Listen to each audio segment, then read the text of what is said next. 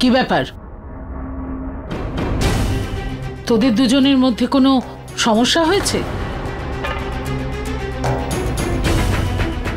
ঝগড়া হয়েছে কি?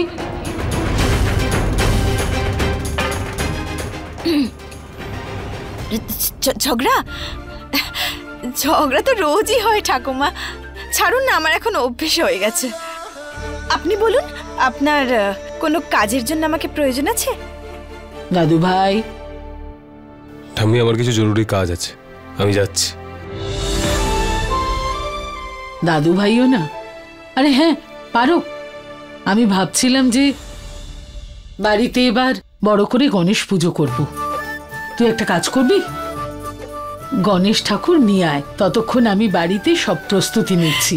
হে মহাদেব ঠাকুমা, আপনি তো এটা খুবই ভালো ভেবেছেন। শুভ কাজে দেরি কিসের? আমি এক্ষুনি নিয়ে আসছি। তাড়াতাড়ি যা। সীমা, গীতা,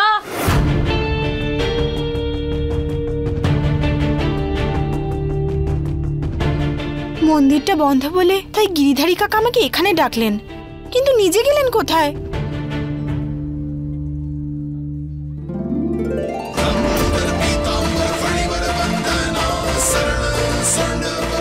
যতক্ষণে গিরিধারী কাকা আসছে, আমি গণেশ ঠাকুরকে খুঁজে বার করি।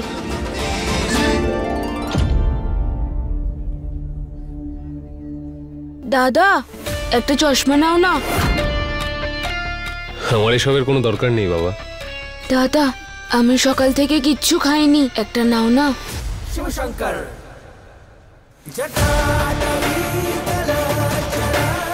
ঠিক আছে, দিয়ে দাও। কোনটা?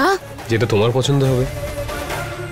এটা দেখো, এটা খুব সুন্দর আর খুব ভালো, তোমার মুখে না খুব ভালো মানাবে। আচ্ছা, নিয়ে নাও। সুন্দর দেখতে তো বটেই, অন্যরকমও।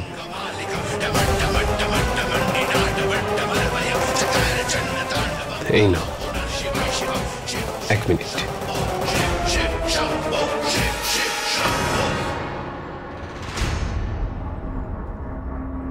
পারো এখানে?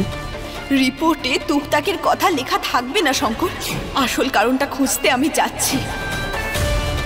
আমি এখানে রিপোর্ট নিয়ে ঘুরে বেড়াচ্ছি, আর ওর অন্ধবিশ্বাস কিছুতেই শেষ হচ্ছে না।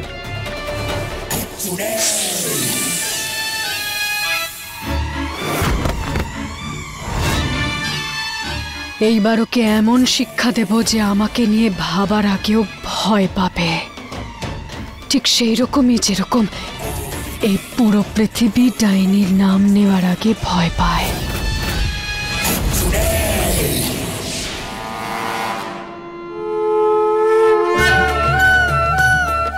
হে গণেশ ঠাকুর, এবার তুমিই আমাকে সাহায্য করতে পারো ওই ডাইনিটাকে ধরতে।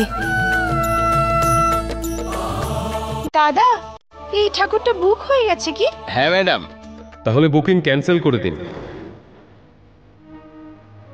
কারণ আমারও এটাই চাই।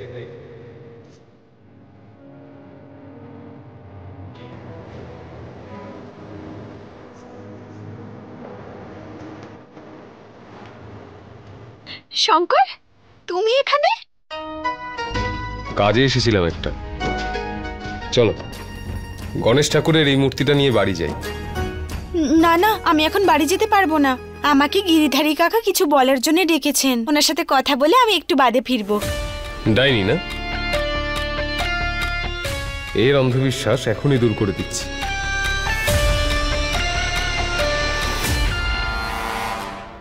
ভয়ও পাবে দিদি, আর ভুলভাল কাজও করবে। দিদি, ওই নাগিন তোমাকে চাইলেও কোনোদিনও খুঁজে পাবে না। এই ডাইনিকে খুঁজতে গেলে হয় ওপর থেকে ভগবানকে নিচে নেমে আসতে হবে, আর না হলে ডাইনিকে নিজেই নিজের রূপ দেখাতে হবে, আর না হলে সেই লাল কাঁচ, ওই একমাত্র লাল কাঁচ দিয়েই আমাদেরকে দেখা যেতে পারে। বারো, এই নাও। এটা কি শঙ্কর? গিরিধারী কাকার সঙ্গে দেখা হয়েছিল, উনি দিয়েছেন। বলেছে যে এটা পড়লে তুমি ডাইনিকে দেখতে পাবে। গিরিধারী কাকার সাথে দেখা হয়েছিল তোমার? কিন্তু আমাকে তো বলেছিলেন এখানে অপেক্ষা করতে, আমার সাথে দেখা না করে চলে আরে গেলেন। তাড়াহুড়োয় ছিলেন উনি, আমার সঙ্গে দেখা হয়েছে, আমায় দিয়ে দিয়েছে। তুমি এত চিন্তা কেন করছো? ডাইনিটাকে ধরতে হবে তো নাকি? হুম?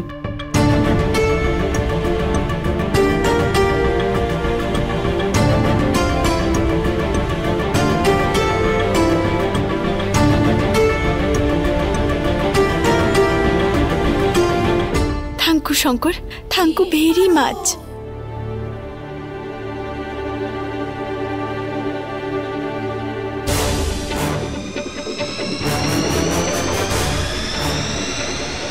হে গণেশ ঠাকুর, এই মেয়েটা বোকা না অবুঝ কিছু বুঝতেই পারি না আমি। কিন্তু আজ ওর মাথা থেকে ডাইনির এই ভূত নেমেই যাবে। ওই লাল কাঁচটা তো এখানে কোনোভাবেই আসতে পারবে না রম্ভা।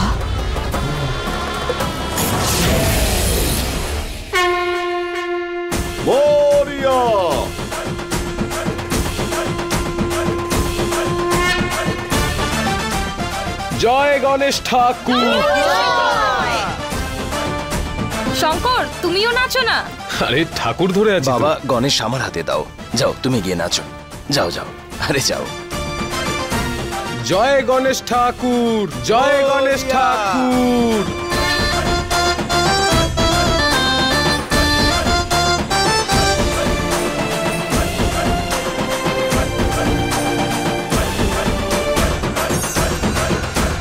এই কাজের মেয়ে, যাও কাজের লোকদের সাথে গিয়ে ডান্স করো। এখানে সবার মাঝখানে ডান্স করার তোমার কোনো দরকার নেই। কি করছোটা কি জ্যোতি? না শঙ্কর, এবার কিন্তু তুমি ওকে কোনো সাপোর্ট করবে না। দাঁড়িয়ে আছো কেন? যাও। ছাড়ো ছাড়ো, আর তুমি যাও।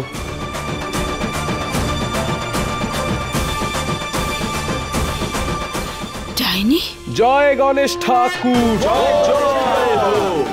ডাইনি এসে গেছে নাকি?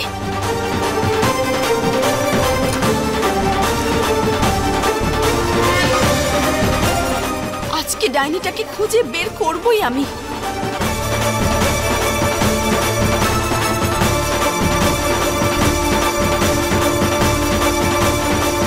দুর্জন, মোহিনীকে তো কোথাও দেখা যাচ্ছে না। কি ব্যাপার, কোথায় উধাও হয়ে গেল? আরে ও যাবেটা কোথায়? ওর আসলে শরীরটা ভালো নেই, চলে আসবে। গণপতি বাপ্পা!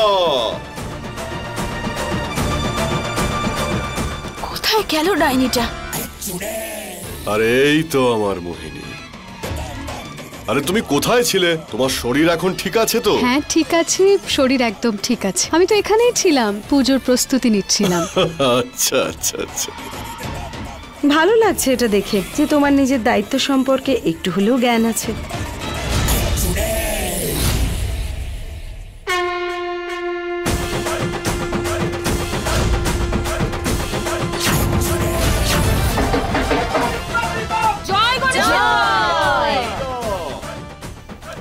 পারো। জ্যোতি যা বলেছে আর করেছে সেটা ওর করা বা বলা উচিত হয়নি। ওর হয়ে আমি তোমার কাছে ক্ষমা চাইছি পারো, সরি। শঙ্কর, ওসব ছাড়ো। তুমি জানো ডাইনি এইখানে এসে গেছে, কিন্তু তুমি চিন্তা করো না, এই লাল কাঁচটা আছে, এর সাহায্যে আমি ওকে ঠিক দেখে নেব।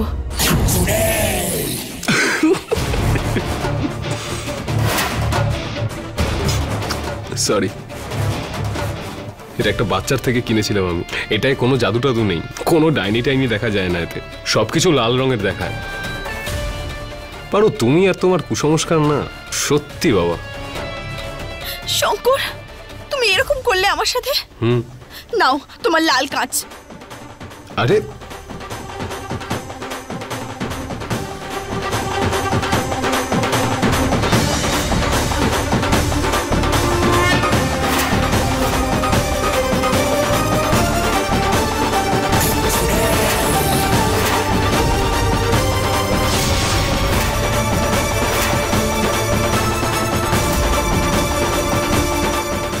আমি যা দেখলাম সেটা না না, ডাইনি ফাইনি বলে কিছু হয় না। এই পারোর সঙ্গে থাকতে থাকতে আমার সব উল্টো পাল্টা মনে হয়। এটা ডাস্টবিনে ফেলে দিও।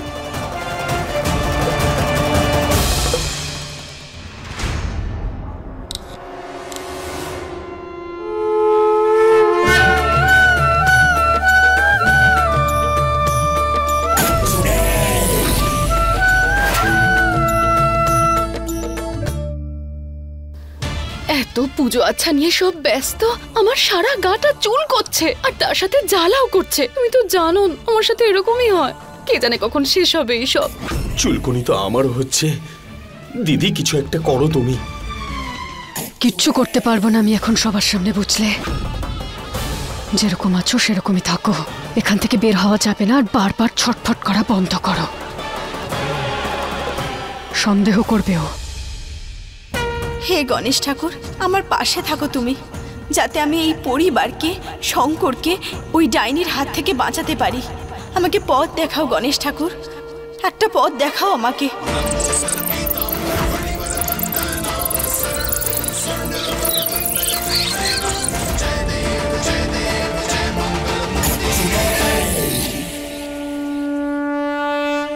পারো, এদিকে সব হয়ে গেছে, তুমি গিয়ে প্রসাদ বানানোর ব্যবস্থা করো।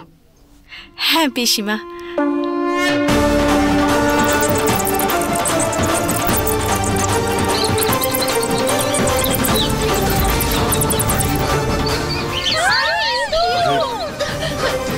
আরে সব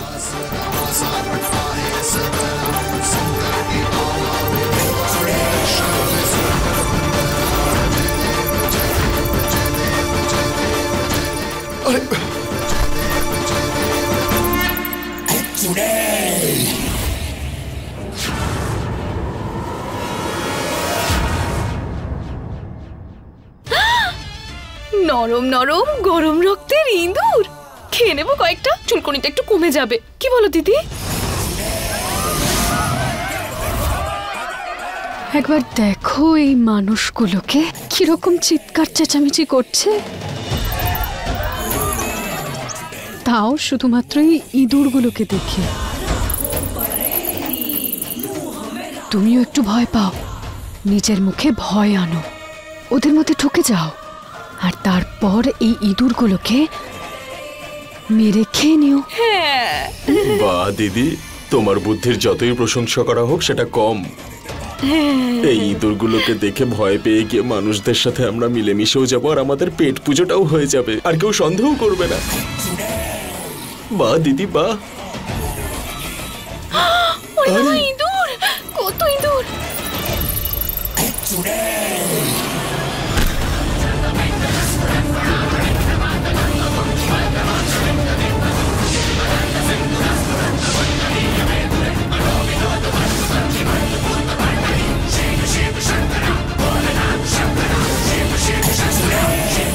ভুল, এটা ভুল মোহিনী ম্যাডাম।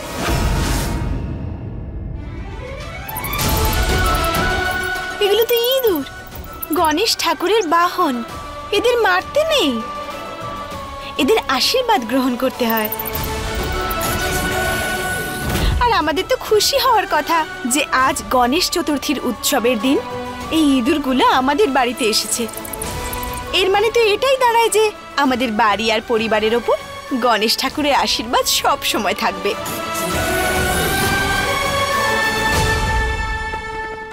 আরে তখন থেকে জ্ঞান দিচ্ছে মেয়েটা, তুই কি ইঁদুর পুষবি নাকি? যদি গণেশ ঠাকুর চান আমি সেটাও করতে রাজি আছি কাকিমা। আর তাছাড়া আমাদের তো এই ইঁদুরগুলোর খেয়াল রাখা উচিত, তাই না? আমি একটা কাজ করি, আমি রান্নাঘরে গিয়ে এদের জন্য ভোগ নিয়ে আসি, তাই না ঠাকুমা? ঠিক আছে।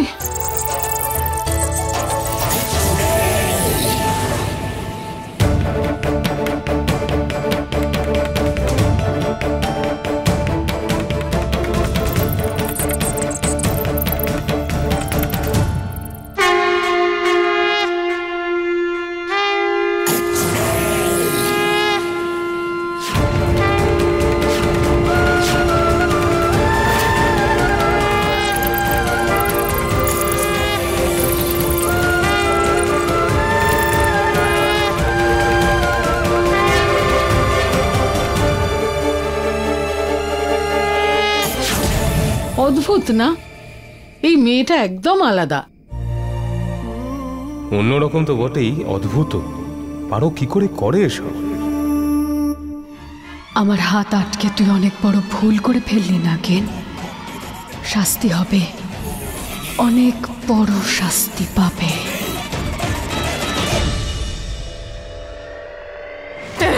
কি নাটক করছে এরা?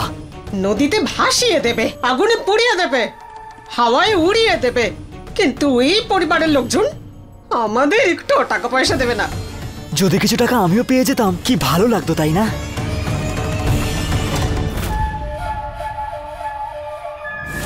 বাবা মা, একটা কাজ করি। কে? এরা যে ডাইনির কথা বলছে আজকাল, এর চেহারা তো কেউ দেখতেই পায়নি। ভালোবেসে যখন টাকা পাওয়া যাচ্ছে না, তো জোর করে আদায় করিনি। কি বলো মা? ওরে আমার সোনা ছেলে, এত দিনে জানলাম যে তোর মাথাতেও বুদ্ধি আছে।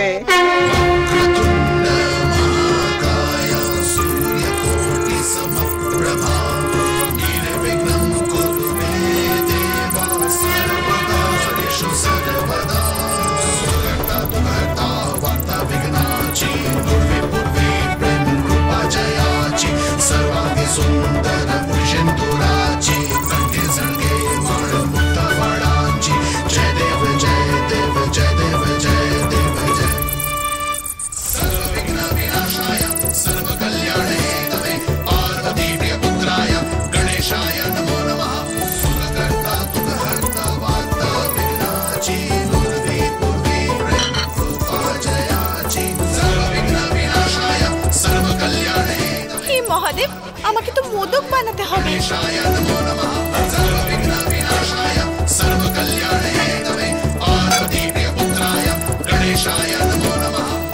সব তো তৈরি হয়ে গেছে, এবার শুরু করে দে। আরে এগুলো কি? আমাকে দেখাও দেখাও। আরে দে। তুমি তুমি এইসব পড়বে?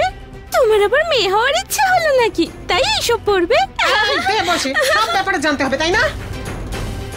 কি বললে আমায়? এক্ষুনি দেখো, বাইরে গিয়ে সবাইকে বলে দেবো তোমরা এখানে কি করছো।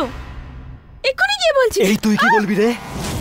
আমাদের ভয় দেখাচ্ছিস? হ্যাঁ, দাঁড়াও, এক্ষুনি আমি বাইরে গিয়ে সবাইকে বলছি যে তোমাদের কাছে ডাইনির চুল আছে। দাঁড়াও, আমি বলে আসছি।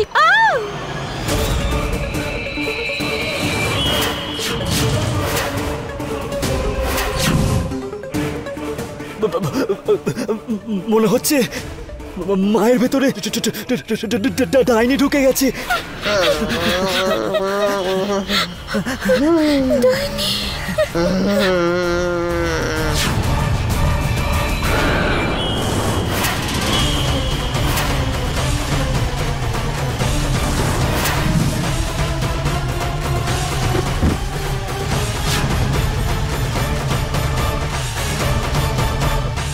এবার আমাদের কেউ আটকাতে পারবে না প্রলয়। ঠিক বলেছ, এবার তাহলে ওকে লুকিয়ে দি। শঙ্করটাও না সব কথায় মজা করার বাজে অভ্যেস হয়ে গেছে ওর। নিজেকে কি মনে করে ও? হ্যাঁ, যে কোনো একটা উল্টো পাল্টা চশমা নিয়ে আমার হাতে দিয়ে দিল আর বলল এটা দিয়ে ডাইনি দেখা যাবে। এর থেকেও বড় কথা হলো মহাদেব, শঙ্কর না প্রত্যেক ব্যাপারে আমার সাথে শুধু ইয়ার্কি মারে। খুব বাজে অভ্যেস ওর। তুমিও কি সবকিছু নিয়ে মজা কম করো নাকি? কখনো এই ইঁদুরের জন্য যা ইচ্ছে তাই করো, কখনো ডাইনি ডাইনি বলে চিৎকার করো।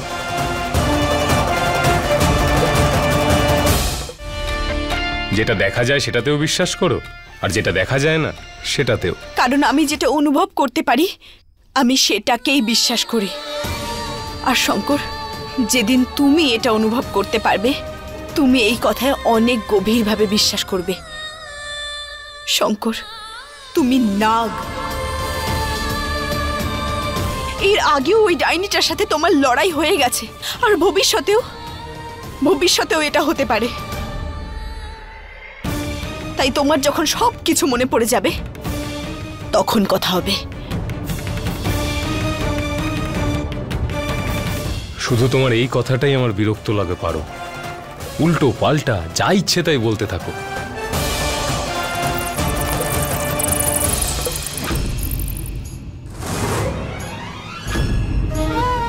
যেটা আগের জন্মে করতে পারিনি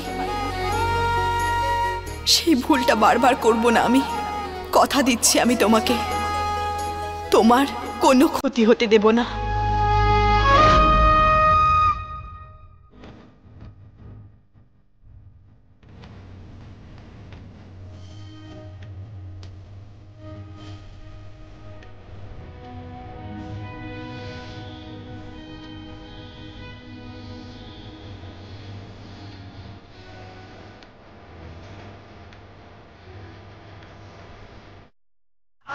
পারো প্রসাদ বানাতে আর কতক্ষণ লাগবে? পুজোর সময় হয়ে এলো তো। আনছি পিসিমা। তাড়াতাড়ি এই কাজগুলো সব শেষ করে গিরিধারী কাকার সাথে দেখা করতে যেতে হবে, আর নিজের পরিবারকে বাঁচানোর জন্য জড়িবুটি নিয়ে আসতেই হবে।